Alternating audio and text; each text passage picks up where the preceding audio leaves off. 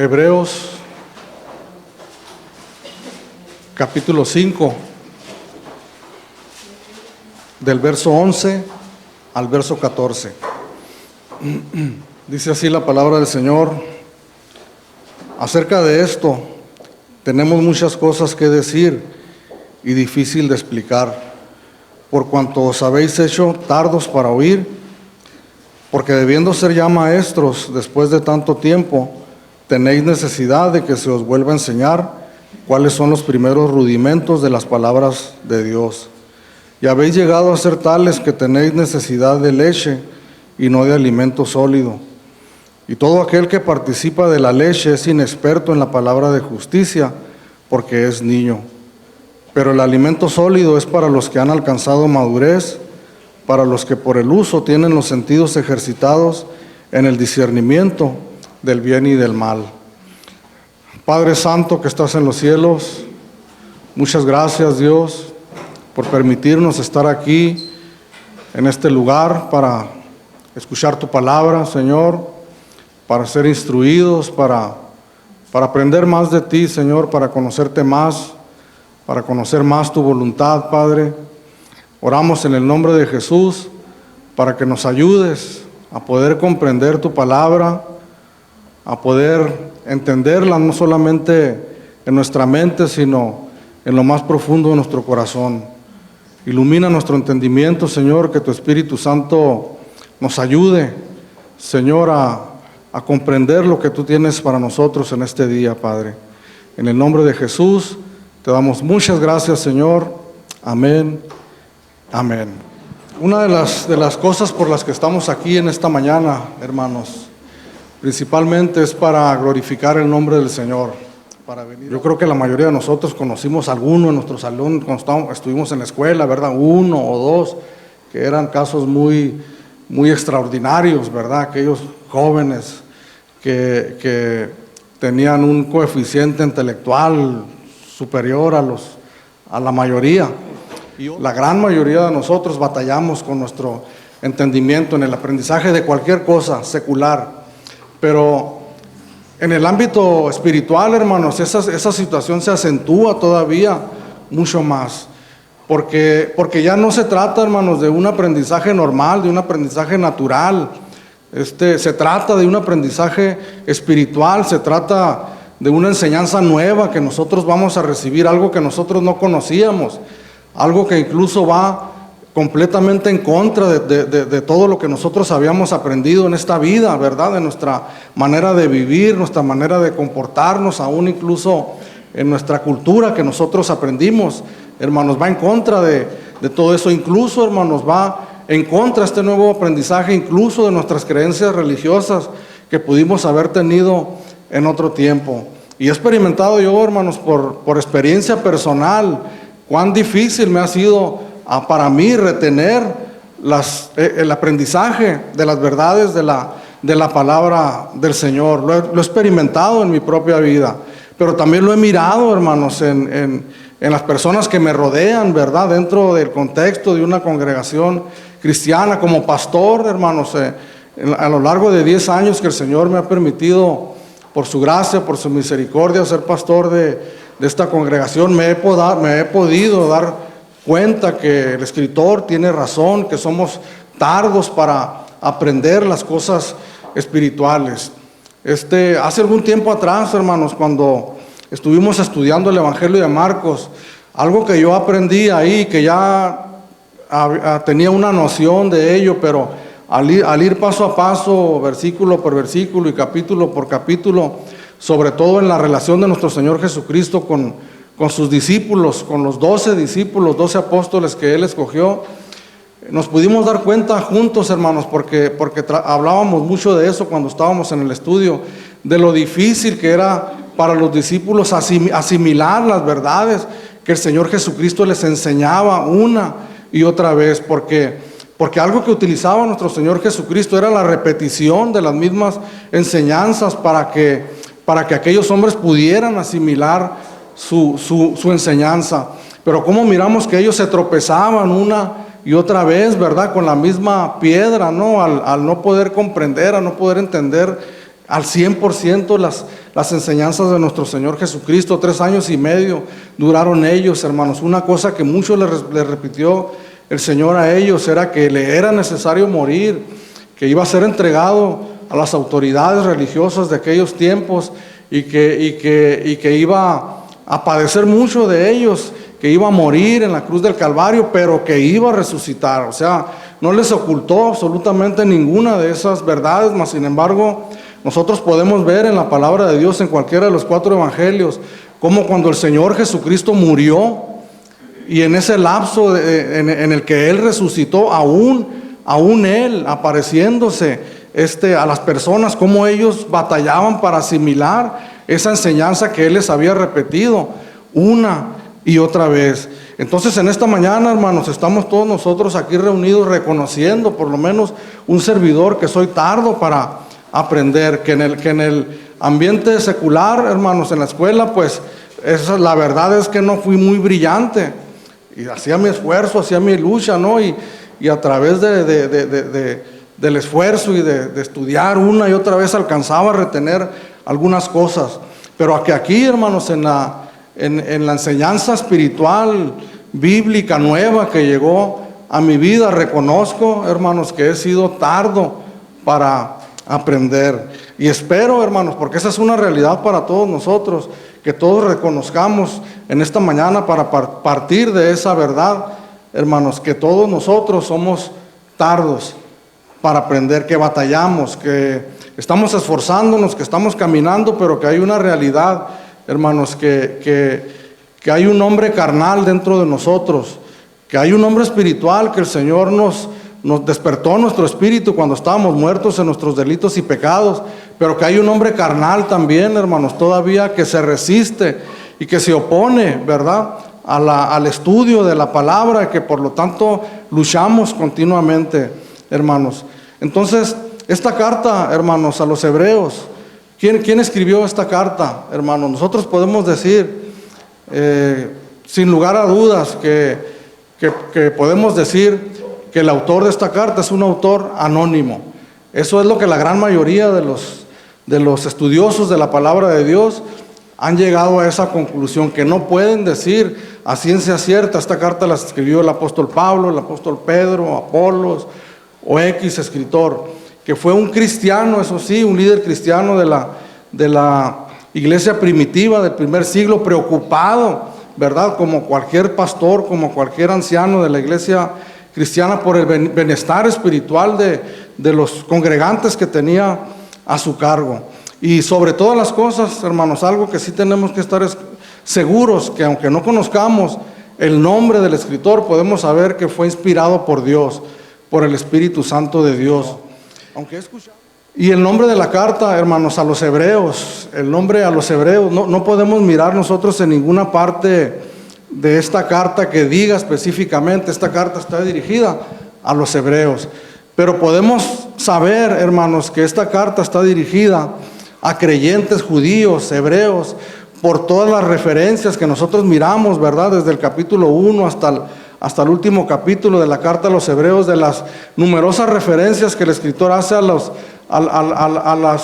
las prácticas religiosas de los judíos, ¿verdad?, como los sacrificios de animales y todas esas cosas que los judíos practicaban. Entonces nosotros podemos estar de acuerdo, ¿verdad?, que esta carta fue escrita a un grupo, a una comunidad de hebreos, de judíos cristianos, que habían creído en el Señor, que habían entregado su vida al Señor Jesucristo, que tenían, hermanos, un trasfondo cultural y religioso de siglos, hermanos, como nación, de una práctica religiosa, hermanos, que en este momento estaba llegando a su fin, y que para ellos les era difícil asimilar las nuevas verdades de la palabra de Dios que ellos estaban recibiendo, juntamente como con nosotros, que para nosotros ha sido difícil, ¿verdad?, que no tenemos un trasfondo judío, ¿verdad?, o hebreo, que de hecho al leer, hermanos, algunas cosas que vienen aquí se nos hacen extrañas y raras porque no estamos familiarizados con ellas. Pero sabemos que nosotros teníamos, hermanos, un trasfondo tremendo, cultural, religioso tal vez, y no solamente de nuestras vidas, desde que comenzamos nosotros a tener uso de razón, sino de nuestros antepasados, ¿verdad? De nuestros padres, de nuestros abuelos. Entonces, al venir nosotros, hermanos, a los caminos del Señor, por la gracia y la misericordia de Dios, tenemos delante de nosotros una enseñanza nueva, hermanos, que en un momento dado para nosotros se nos es difícil de asimilar. Y comienza diciendo aquí en el versículo 11, hermanos, el escritor de esta carta dice: acerca de esto tenemos mucho que decir y difícil de explicar, por cuanto habéis hecho tardos para oír. Dice las primeras 3 palabras: acerca de esto. ¿De qué esto se refiere, hermanos, el escritor? Acerca de esto, dice, tenemos mucho que decir. El tema principal, hermanos, de esta carta, como el tema principal de toda la palabra del Señor, es la persona de nuestro Señor Jesucristo. Toda la enseñanza bíblica, hermanos, todo lo que nosotros podemos aprender acerca de la palabra de Dios, todo absolutamente gira alrededor de la persona de nuestro Señor Jesucristo. Y cuando miramos desde el capítulo 1, hermanos, hasta el final de la carta de los Hebreos, miramos que el personaje principal, el motivo principal del estudio de la palabra del Señor en esta carta es la persona de nuestro Señor Jesucristo.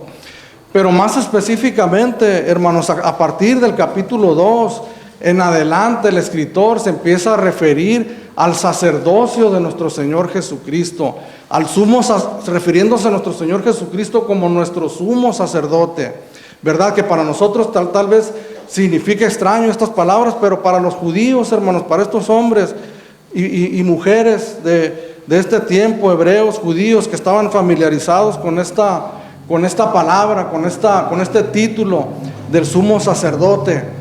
¿Qué era un sumo sacerdote, hermanos, para los judíos? El sumo sacerdote, hermanos, era aquella persona que intercedía por el pueblo, aquella persona la única persona que podía entrar hasta el lugar santísimo del templo de Dios. Había muchos sacerdotes, hermanos, en el pueblo judío, descendientes de Leví, ¿verdad?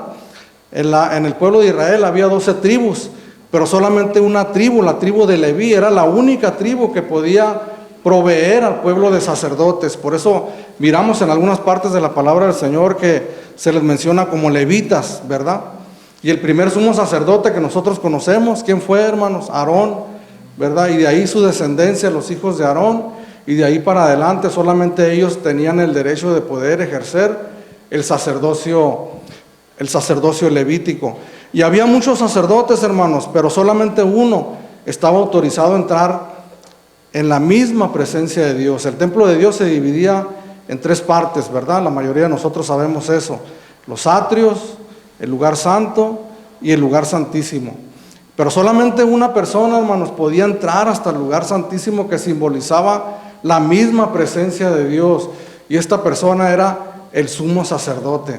Pero este sumo sacerdote, hermanos, según nos explica el escritor, era un hombre, hermanos, del pueblo como cualquier otro, un hombre que necesitaba ofrecer sacrificios por sí mismo primeramente, ¿verdad?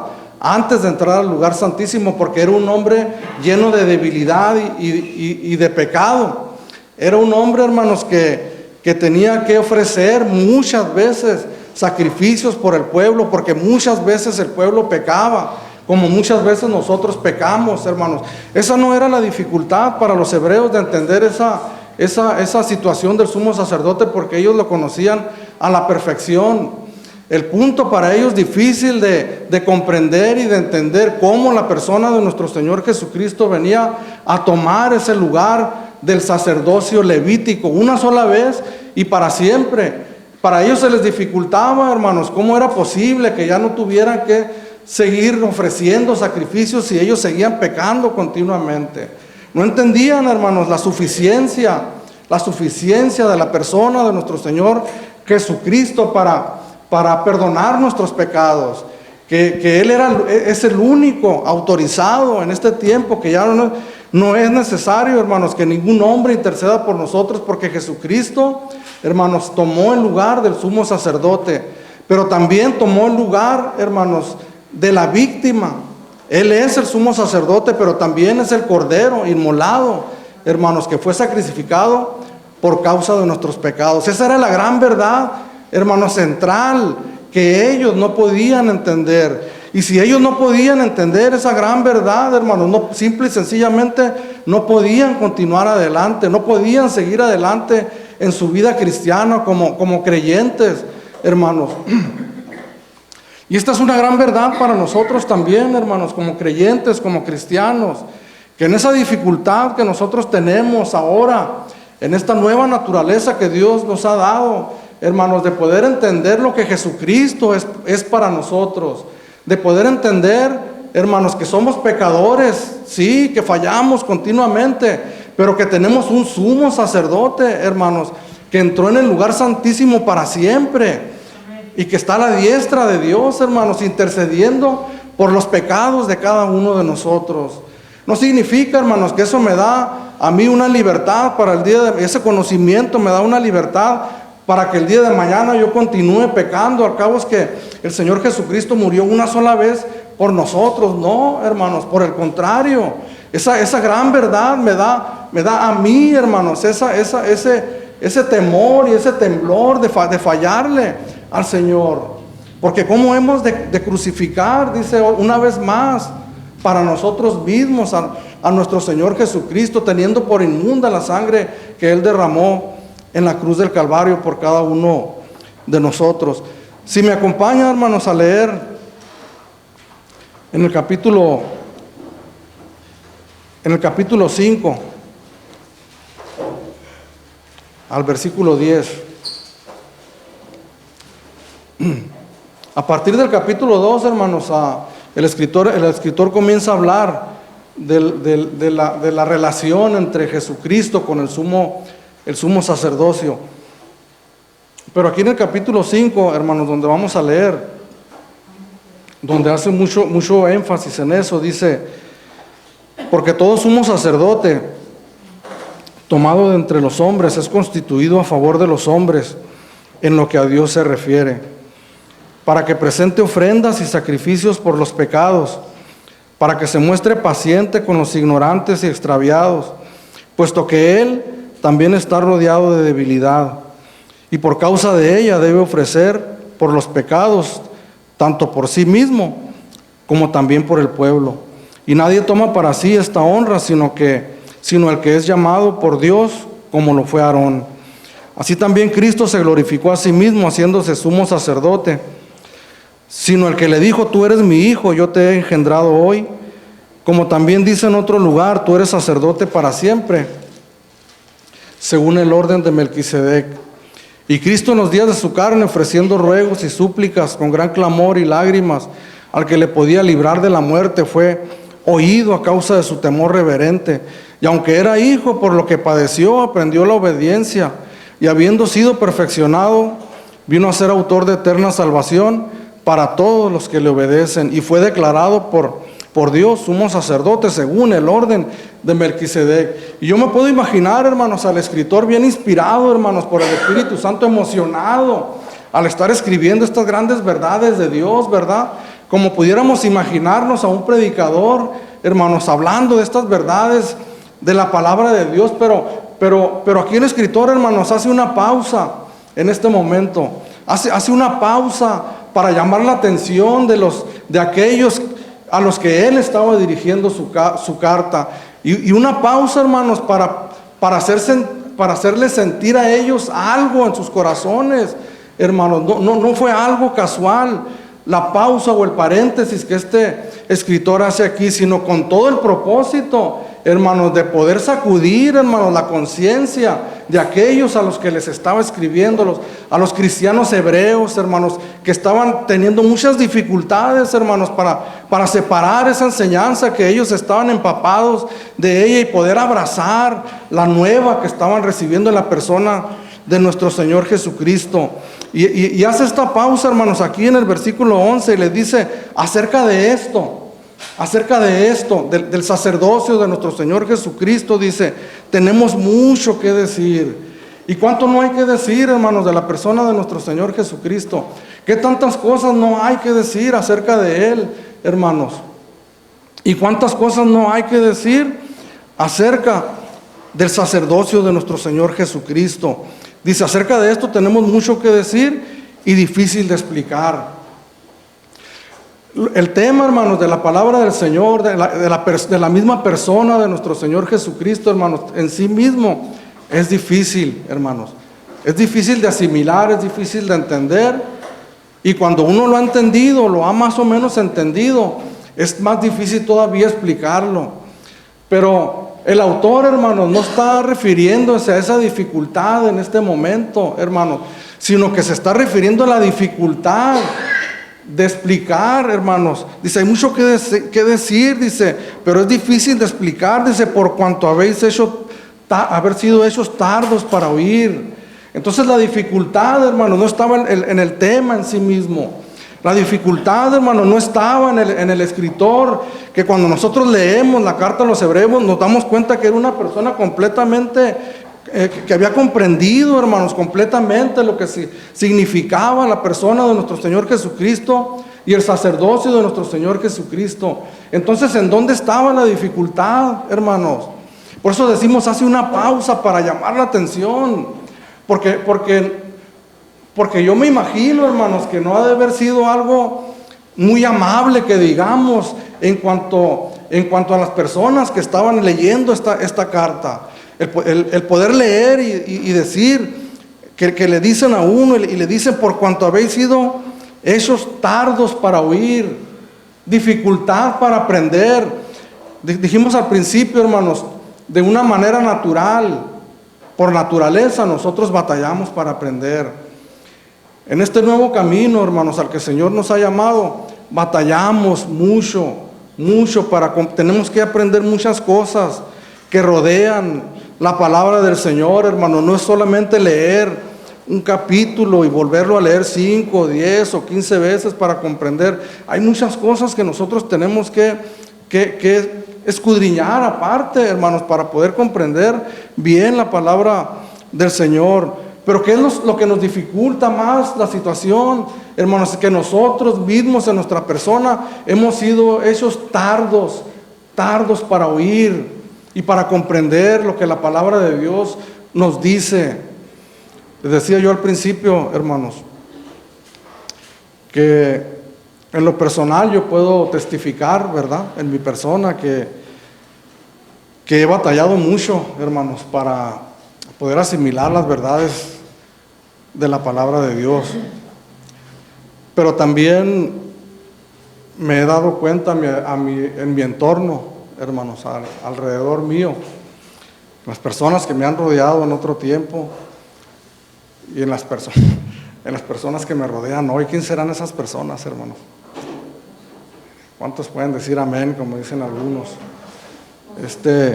Me he dado cuenta que un servidor, juntamente con ustedes, hermanos, hemos llegado a ser en muchas ocasiones tardos para oír, tardos para asimilar la palabra de Dios. Y uno se maravilla a veces, hermanos, de qué tanta lentitud tenemos nosotros para poder comprender las verdades bíblicas, las verdades de la palabra de Dios, que aquí se está refiriendo específicamente al sacerdocio de nuestro Señor Jesucristo, pero en todos los temas, hermanos, que habla la palabra del Señor, cuando hablamos del amor, cuando hablamos de la tolerancia, cuando hablamos de la paciencia, cuando hablamos de la amabilidad, ¿verdad? ¿Se acuerda? Hasta describimos lo que dice el diccionario bíblico, lo que dice el escritor, lo que dice el comentarista. Tratamos, hermanos, de que quede claro, hermanos, la palabra del Señor.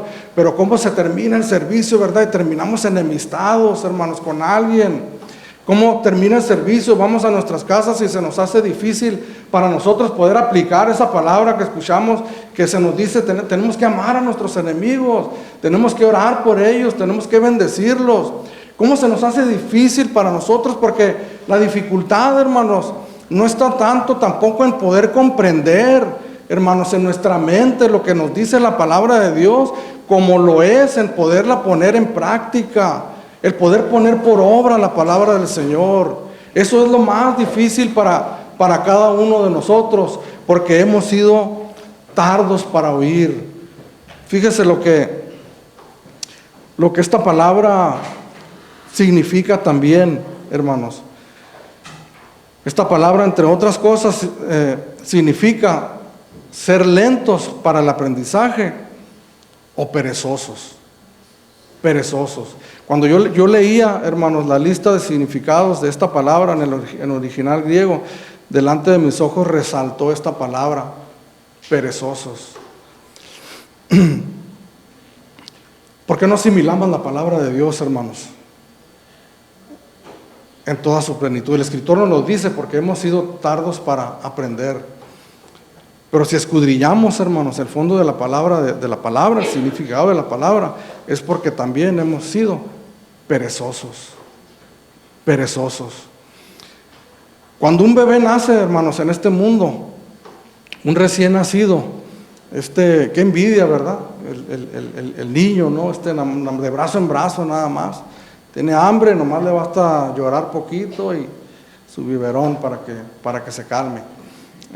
No tiene responsabilidades, no tiene ningún temor de absolutamente nada, simplemente vive protegido, ¿verdad? Por sus padres y las personas que le rodean. Pero poco a poco, hermanos, ese niño va a ir creciendo, va a empezar a caminar, va a empezar a hablar, y va a empezar a tener que esforzarse en la vida de una manera gradual, poco a poco. ¿Por qué? Porque Dios, hermanos, le proveyó ese potencial a cada bebé para que al pasar los años ese bebé pudiera primero gatear, después caminar, después alimentarse de cosas sólidas, después ir a la escuela, después tener un trabajo, después ser una persona responsable. Pues en la vida cristiana, hermanos, nosotros como creyentes, cuando el Señor nos llamó a sus pies, hermanos, qué gran bendición, hermanos.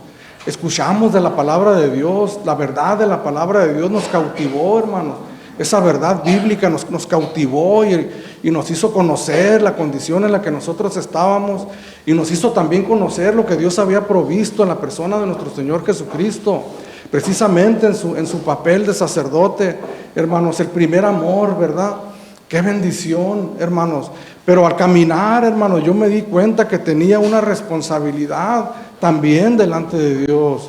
Estaba muerto en mis delitos y en mis pecados, hermanos, y yo no podía hacer nada. Para mi salvación necesitaba que Dios lo hiciera todo, como todo lo hizo a través de su Hijo Jesucristo. Pero una vez que nacemos, hermanos, a una nueva vida, hermanos, llega el tiempo en donde nosotros tenemos que ser responsables delante de Dios. Mirábamos en un estudio que tuvimos aquí meses atrás, hermanos, y lo he repetido mucho porque es una gran verdad, hermanos, que a veces nosotros nos equivocamos. Y yo me equivocaba, hermanos, en este aspecto porque pensamos y creemos, hermanos, que la predicación del domingo va a ser todo lo que las personas necesitan. Pero no es así, hermano. No es así. Como cristianos, como hijos de Dios, nosotros tenemos la gran responsabilidad de alimentarnos personalmente. El día de mañana, hermanos, ¿qué va a suceder el día de mañana con esta palabra, hermano? Yo te aseguro que más de la mitad de lo que voy a hablar en esta mañana no te vas a acordar de ella, porque somos tardos para oír. Pero ¿cuál es mi responsabilidad el día de mañana, hermanos?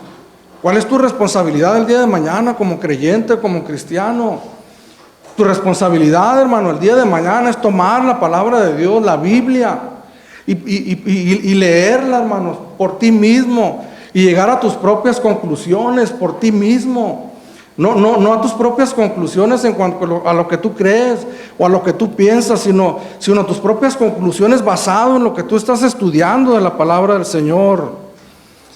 El alimento, hermanos, que nosotros recibimos cuando somos bebés espirituales, en mi caso, hermanos, pues era la palabra de Dios. ¿Qué otra cosa, hermanos? Pero yo no profundizaba en ello porque las verdades que saltaban por sí mismas, sin necesidad de un diccionario, de un comentario o de ir más a fondo, me cautivaban, hermano, y me alimentaban y me hacían sentir tremendamente pleno en mi vida como creyente, como cristiano. Pero llegó un día, hermanos, que eso ya no fue suficiente para mí. Porque aparte de esas verdades que saltan por sí mismas, hermanos, sin mucho esfuerzo las podemos comprender, hay otras que no, hermanos, que están escondidas, que están profundas, que están arraigadas. Entonces yo me acuerdo que decía esto, después lo voy a estudiar, porque estaría interesante saber qué es lo que dice aquí. Pero ese después, hermanos, nunca llegaba. ¿Cuánto tiempo pasé así, hermanos? Pasaron años en esa condición. ¿Y sabes qué es lo que pasó en mi vida? Que aquellas verdades que saltaban por sí mismas ya no me alimentaban. No porque no sean buenas, hermanos, sino porque yo necesitaba más todavía en mi alma, en mi espíritu, alimentarse. Pero me identifico con esta palabra. Acerca de esto tenemos mucho que decir. No solamente del sacerdocio de nuestro Señor Jesucristo. Es el tema del que hay más que decir, hermanos. Pero de toda la palabra de Dios hay mucho que decir. Pero hemos sido tardos, hermanos, para oír. Por eso el Señor Jesucristo, casi siempre, hermanos, que predicaba la palabra de Dios, decían: oíd, oíd. El que tiene oídos para oír, oiga lo que dice la palabra del Señor. Tenía que llamar nuestra atención. Por eso el escritor hace un alto, hace un paréntesis. Hace un paréntesis antes de seguir, porque interrumpe, hermanos, en el versículo 10, interrumpe la enseñanza. Y como que respira hondo y le dice: pues hay mucho que decir, pero han sido tardos para oír. Tenemos una responsabilidad, hermanos, como creyentes, como cristianos. Tenemos toda una vida por delante, cristiana, hermanos. Las cosas viejas que dice 2 Corintios 5:17 ya pasaron, hermanos. He aquí, todas son hechas nuevas. Pues ¿cuáles son esas cosas nuevas, hermanos? Las vamos a aprender con que alguien nos las diga domingo tras domingo, hermano. O las vamos a aprender, hermanos, cada vez que tengamos una necesidad y que alguien venga y nos ministre y nos diga, nos recuerde las bendiciones de la palabra de Dios. O las vamos a aprender por nosotros mismos, hermanos, a sentarnos a la mesa del Señor. Esta es una gran verdad, hermanos. Somos perezosos para las cosas de Dios. He conocido personas, hermanos, trabajadoras tremendamente activas. Esto de perezoso no lo relaciones con una persona, con un holgazán, hermano.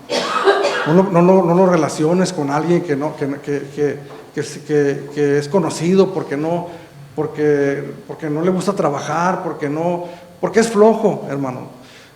Puede ser una persona muy trabajadora, una persona que te levantas a las 4 de la mañana. He conocido personas: yo me levanto a las 4 de la mañana, ¿y qué haces? No, pues me voy a barrer la banqueta y luego hay muchas cosas que hacer, activos. Pero no se arrodillan un minuto para orar, ni hablan un versículo de la Biblia, primeramente para ser edificados, hermanos. La pereza a la que aquí se refiere es una pereza espiritual, una pereza que nos tiene adormecidos, hermanos, que no nos resplandece la completa verdad del Evangelio, porque no nos sumergimos en ella. Pero aquí en Lucas capítulo 6, verso 47.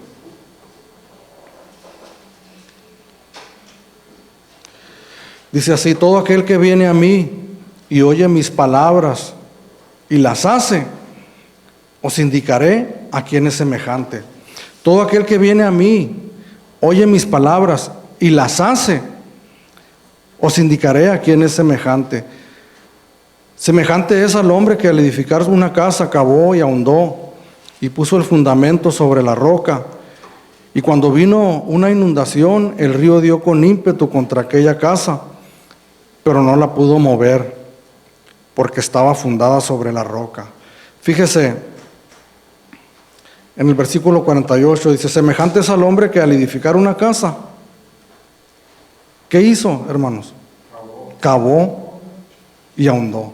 En el Sermón del Monte, hermanos, esta misma escritura que está en el capítulo 7, del verso 24 al 27, dice ahí nuestro Señor Jesucristo, dice que habla de aquel que edificó su casa sobre la roca, ¿verdad?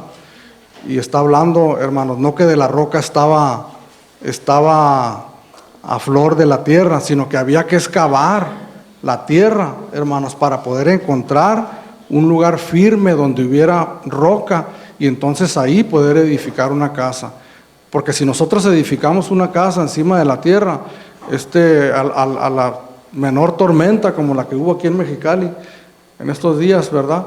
Esa casa se destruye. Pero aquí lo que dice el escritor, hermanos, y nos añade este entendimiento que dice: semejante es al hombre que al edificar una casa cavó y ahondó. Cavó y ahondó. Yo estaba platicando con los jóvenes que les estoy dando un estudio de los fundamentos de la palabra de Dios. Entonces llegamos al punto de que todo cristiano tiene que leer la Biblia, hermanos. Todo cristiano tiene que leer la Biblia. Si no leemos la Biblia, hermanos, es semejante, hermanos, a un recién nacido que nace sin respirar. A un recién nacido, hermanos, que le dan sus nalgaditas para que reaccione y no reacciona porque nació sin respirar, porque no hay vida, porque esa es la regla, hermanos. Un cristiano, un nuevo creyente desea, anhela saber, anhela conocer las verdades de aquel que lo llamó y lo salvó y lo llamó a la vida eterna. Entonces tenemos que comenzar a leer la palabra de Dios de una manera general, hermanos. Abrir la Biblia, hermanos. Yo les comentaba hace unos momentos, yo me decaí, hermanos, en mi fe. No le encontraba un propósito ya a mi cristianismo, hermanos. Iba a la iglesia, escuchaba la palabra de Dios y la escuchaba como aquel que no ha conocido al Señor todavía y necesitaba otra vez el evangelio para poder recibir a Cristo otra vez, hermanos, porque estaba apagado, estaba frío. Pero una cosa que sí necesitamos hacer es leer, hermano, la Escritura. Y comenzar desde el principio, o cualquier técnica que tú quieras usar, pero que tú digas al término de 1 año, de 2 o de 3, no le hace. Tú digas: he leído la Biblia completa, de punta a punta. Y volver a comenzar otra vez, eso te da un entendimiento general de la fe en la que tú has creído. Yo cuando escuché la pregunta esa, hermanos, por primera vez, ¿cuántos de aquí han leído la Biblia por primera vez? Pues simple y sencillamente no pude levantar mi mano, hermanos, porque no la había leído completa, de pasta a pasta, con 8, 9 años de cristiano. Tenemos que tener un entendimiento general, hermanos, y ese entendimiento general no te lo da otra cosa, sino la lectura diaria, continua de la palabra de Dios. Yo he aprendido algo, hermanos, que si yo comienzo a estudiar algo y yo paro ese estudio y lo reanudo 5 o 6 días después, el estudio que yo tuve por primero no me es de mucho provecho, hermanos. La lectura de la palabra de Dios tiene que ser diaria. Y tal vez terminen de leer toda la Biblia, hermanos, en 1 año o en 2, y al término de la lectura tú digas: perdóname la expresión, caray, no se me pegó nada. Pero tú la comienzas a leer una vez más, 2 o 3 veces, hasta que tú te das cuenta que algo está pasando, que comienzas a tener en tu mente, hermanos, las verdades generales de la palabra del Señor. Pero que vas creciendo, hermanos, vas creciendo en el camino de Dios, pero que ya no es suficiente leer, hermanos. La Biblia, sí, tenemos que seguirla leyendo de punta a punta, pero eso ya no es suficiente. Tenemos que cavar hondo, hermanos, para descubrir las grandes verdades de la palabra del Señor. Una encuesta que miré algunas semanas atrás de una página cristiana que publicó una encuesta en Estados Unidos, en donde, entre otras cosas, hermanos, decía que da un porcentaje muy alto, muy elevado, de muchos cristianos o muchas personas que se denominaban a sí mismas cristianas, que no sabían que Jesucristo era Dios, mucho menos poder explicar la gran verdad de la divinidad de nuestro Señor Jesucristo. La Trinidad de Dios, hermanos, la divinidad de nuestro Señor Jesucristo, el perdón de nuestros pecados, la resurrección de entre los muertos, grandes verdades que ignoramos, hermanos, porque no cavamos hondo, porque aquí están escritas en la palabra de Dios. El Señor, hermanos, nos dio maestros tremendos a lo largo de toda la historia, pero que tal vez no están con nosotros ya, hermanos, están en la presencia de Dios, pero dejaron libros, hermanos, escritos, en donde nosotros nos podemos deleitar y nos podemos deleitar en el aprendizaje juntamente con ellos. Yo me imagino así de esta manera, hermanos.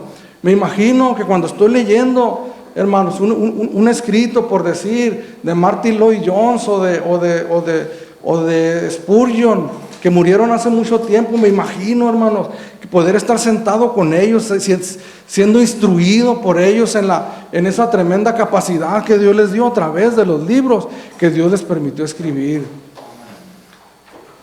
Pero ¿por qué tenemos nosotros que leer primeramente la Biblia, hermanos, de punta a punta? Porque después vamos a recibir mucho material que tenemos que estudiar y tenemos nosotros que estar capacitados para poder decir esto es de Dios y esto no es de Dios. Para que usted al sentarse, hermanos, cada mañana aquí en esta congregación pueda detectar o pueda saber cuando un servidor les hable, diga, el pastor está hablando algo que no es correcto, voy a tener que hablar con él y tener que rectificarlo, porque así es esto, hermanos. Tenemos que cavar hondo, hermanos. Eso implica esfuerzo, trabajo, hermanos. Y déjeme decirle algo que nos asusta a muchos. Tenemos que invertir dinero. Yo he escuchado mucho, hermanos, cuando hay una conferencia o algo y que ponen un costo, ¿verdad? Va a costar. ¿Por qué cobran? ¿Por qué cobran? Hay que dar de gracia lo que es de gracia. Tenemos un pasado reciente, hermanos, muy lastimoso, hermanos, en donde nos enseñaron a que la iglesia nos diera todo lo que nosotros necesitamos. Creímos, nos dieron una Biblia. No compramos otra hasta que cae ese pedacitos o nos regalan otra. Tengo dudas acerca de un tema, pero no compro. Me recomiendan un libro, pero no lo compro. Escudriñemos nuestra vida pasada, hermanos. Si pudiéramos hacer una cuenta con una calculadora, todo lo que nosotros gastamos en cosas, hermanos, que definitivamente no solamente no nos edificaban, sino que aún nos dañaban a nuestra propia vida. Y ahora, hermanos, nos pesa a nosotros gastar $10, $15, $20 para comprar un buen diccionario bíblico. Hay palabras que porque tú las leas 1,000,000 de veces nunca vas a llegar al entendimiento de lo que quiere decir, a menos que tú consultes un diccionario bíblico, hermanos. Esta palabra no fue escrita en español originalmente. Aún si hubiera sido escrita originalmente en español, íbamos a necesitar ayudas, hermanos. ¿Cuánto más que fueron escritas en idiomas que aún ni siquiera se practican el día de hoy, hermano? En un griego antiguo que si lo escucháramos tal cual es, un griego no lo iba a entender. Forzosamente necesitamos cavar, ahondar, hermanos. ¿Qué trae como consecuencia esto, hermanos? Dice, semejante es al hombre que al edificar una casa, cavó, ahondó y puso el fundamento sobre la roca. Y cuando vino una inundación y dio con ímpetu contra aquella casa, pero no la pudo mover. ¿Por qué, hermano? ¿Por qué? Porque estaba fundada sobre la roca.